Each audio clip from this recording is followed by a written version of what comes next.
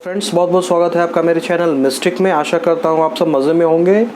दोस्तों, हमारे हिंदू धर्म में त्रिदेवों का नाम सबसे पहले आता है। हम सभी जानते हैं ब्रह्मा विष्णु महेश के बारे में, पर कुछ एक चीज़ है जो हम लोग में से सारे साधकों को नहीं पता है। ब्रह्मा का नाम त्रिदेवों में सबसे पहले आता है, लेकिन उनकी पूजा एक पुष्कर में होता है और शायद कहीं एक दो जगह और होता हो। अदरवाइज़ आपने शायद ही कोई किसी को बोलते हुए सुना होगा कि वो ब्रह्मा जी का भक्त है। लाइकवाइज शंकर भगवान के लिंग का पूजा क्यों होता है? शिवलिंग का जब भी आप आराधना करते हैं, रुद्राभिषेक होता है या जब भी मंदिर में जाते हैं, तो शंकर भगवान के लिंग का बहुत महत्व है। शिवलिंग की हम लोग पूजा करते हैं, ऐसा क्यों? और विष्णु भगवान का तो जो उनका स्वरूप है, जैसा जिस रूप में चतुर्भुज हैं, वो चक्र गदा शंख पुष्प उनके चारों हाथों में सुशोभित है, उसी रूप में पूजा करते हैं। लेकिन ये तीनों सवालों का जवाब एक घटना से लिंक है, इसलिए वो उस घटना को एनालाइज करना ज़रूरी होगा। दोस्तों, एक बार नैमिषारण्य एक जगह है, एक तीर्थ स्थल है, जहाँ पे सारे ऋषि मुनि सिद्धों का समुदाय वास करता है। तो एक बार वहाँ पे एक बहस छिड़ गई। उस समय ब्रह्मा जी को भी लोग पूछते थे। त्रिदेवों की पूजा होती थी, सबकी पूजा एज इट इज़ जैसा होता है, विष्णु भगवान का जैसा होता है, सबका होता था। तो वहाँ के लोगों में एक डिबेट स्टार्ट हो गया कि त्रिदेवों में सबसे बड़े कौन हैं, या फिर कहिए कि सबसे ज़्यादा कौन हैं जिन्हें पूजना सबसे पहले पूजा जाना चाहिए, जो सर्वश्रेष्ठ हैं। त्रिदेवों में सर्वश्रेष्ठ कौन है? कोई बोलता था ब्रह्मा जी हैं, वो सात्विक गुण के हैं। कोई बोलता था विष्णु भगवान हैं, वो सब पे दया करते हैं। कोई बोलता है शंकर भगवान भोलेनाथ हैं, कोई भी कुछ भी कैसे भी उन्हें पूजा करे संतुष्ट हो जाते हैं। बहुत वाद विवाद काफ़ी आगे बढ़ गया। तो महर्षि भृगु, जो कि वेद तत्वों के ज्ञाता थे, सारे शास्त्र उनके मुट्ठी में थे, लोग उनके पास गए, बोले महर्षि आप पक्षपात तो कर नहीं सकते हैं, ईश्वर तो एक है, लेकिन जहाँ तक त्रिदेवों की बात आती है तो ब्रह्मा विष्णु महेश, इन तीनों में से सर्वश्रेष्ठ देव कौन है? भिन्न भिन्न ऋषियों का, मुनियों का अलग अलग मत है, आप बताएं।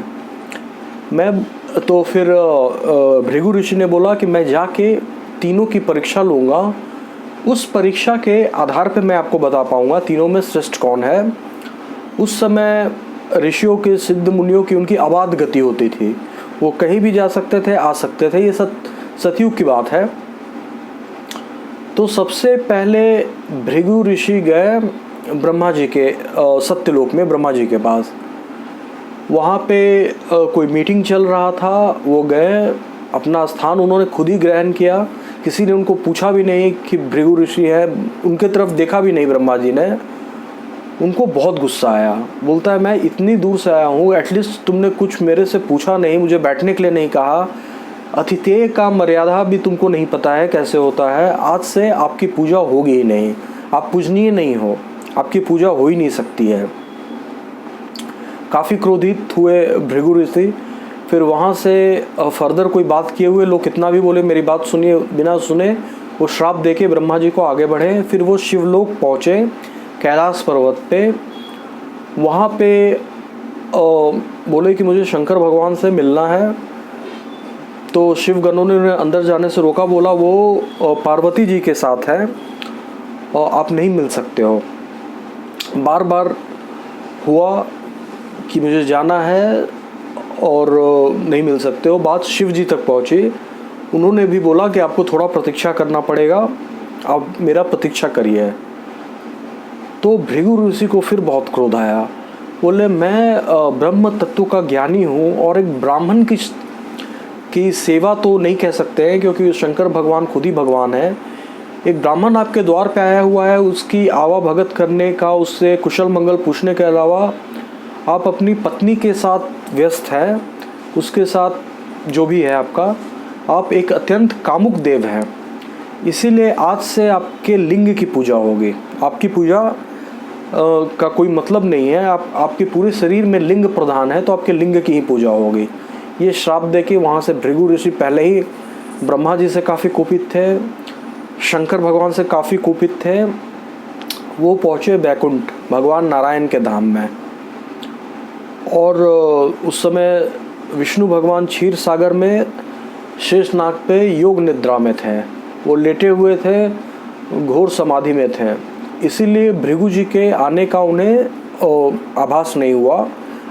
लेकिन भृगु जी को जाने में किसी सेवकों ने रोका नहीं, उन्हें बहुत ही प्रेम से ले आया। लेकिन वो 2-3 बार भगवान को नमस्कार किया भृगु जी ने, लेकिन वो योग निद्रा में थे, वो उनकी बात को नहीं सुन पाए।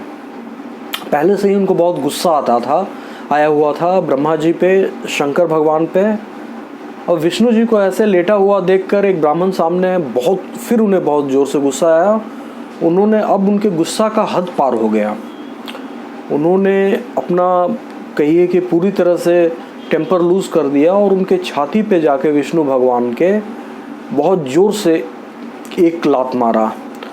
बोला कि एक ब्राह्मण आपके द्वार पे आया हुआ और तुम सोए हुए हो, तुम भगवान कहलाने के लायक नहीं हो। तो भृगु जी को उनका विष्णु भगवान की आंख खुली। उन्होंने तुरंत ही भृगु जी का पैर अपने हाथ में ले लिया। बोलते हैं महर्षि, मेरा छाती और देवता और असुरों का झगड़ा सुलझाते सुलझाते, पूरे सृष्टि के बारे में सोचते सोचते मेरा जो चित्त है वो काफ़ी कठोर हो गया है। इतने कठोर मेरे वक्षस्थल पे आपके कोमल चरण, इससे आपने आघात किया तो आपके जो पैर में चोट लगी होगी। लाइए मैं आपकी थोड़ी चंपी कर देता हूँ। वो विष्णु भगवान के अत्यंत सहनशील और विनम्र स्वभाव को देख के काफ़ी प्रभावित हुए और उन्होंने नारायण की स्तुति भी की और बोला, हे प्रभु मुझे माफ़ करिए, मैं क्रोध के वश में आ गया था। उन्होंने सारा चीज़ बताया और फिर वहाँ से वो पुनः नैमिषारण्य वापस आ गए। ऋषियों को उन्होंने बताया, भाई और जो तीनों हमारे देव हैं इसमें पूजनीय सबसे श्रेष्ठ और उत्तम जो है विष्णु भगवान हैं। वो परम पूजनीय हैं, मोक्ष के दाता हैं। उन्हें न सत, रज और तम तीनों गुणों पे उनका पूर्ण नियंत्रण है। इवन भगवान के बारे में कोई क्या बता सकता है। उन्होंने बोला तीनों गुणों का संचार ही उन्हीं से होता है और उन्हीं में ख़त्म हो जाता है। एक लंबा चौड़ा उन्होंने विष्णु भगवान के बारे में, उनके गुणों के बारे में बताया ऋषियों को। और उसी समय से श्राप के कारण जहाँ भी शंकर भगवान की पूजा होती है, उनके लिंग की पूजा होती है, शिवलिंग की पूजा होती है, जो भी शास्त्र विधि से जो है शिवलिंग की पूजा होती है। ब्रह्मा जी का आपने किसी को बोलते हुए नहीं सुना होगा कि वो ब्रह्मा जी के भक्त हैं। हालांकि पुष्कर में एक जगह उनकी पूजा होती है और फिर कहीं और होता होगा तो होता होगा। अदरवाइज़ ब्रह्मा जी को श्राप मिला कि आपकी पूजा नहीं होगी। और नारायण जो है भृगु ऋषि के हिसाब से वो सर्वश्रेष्ठ है, तो उनकी पूजा तो पूर्ण रूप से होती है।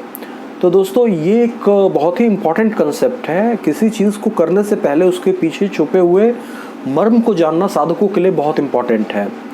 तब हालांकि ये तो भगवान की लीला है। भगवान शंकर जिन्होंने कामदेव को ही भस्म कर दिया था, उनको काम थोड़ी पीड़ित कर सकता है, लेकिन भगवान लीला करते रहते हैं। शंकर भगवान शिवलिंग के रूप में पूजा जाना चाहते थे। इसके पीछे एग्जैक्ट रीज़न क्या है वो भगवान को मालूम है, लेकिन शिवलिंग का बहुत इंपॉर्टेंस है। लाइकवाइज विष्णु भगवान की जो पूजा होती है, जैसे पूजा अर्चना होती आ रही है वैसे हो रही है। तो किन चीज़ों के पीछे क्या रहस्य है, नोबडी नोज। जहाँ तक दैवी सत्ता की बात है, ईश्वरीय प्रयोजन किस चीज़ से सिद्ध होता है हम नहीं जानते हैं। निश्चय पूर्वक कोई भी कुछ कह नहीं सकता है। जो सामने आउटकम निकल के आता है उसी के अनुसार हमें चलना पड़ता है। तो आशा करता हूँ साधकों आपको ये टॉपिक पसंद आया होगा। कल मैं फिर एक रोचक टॉपिक के साथ आपके सामने प्रस्तुत होऊंगा। तब तक के लिए धन्यवाद।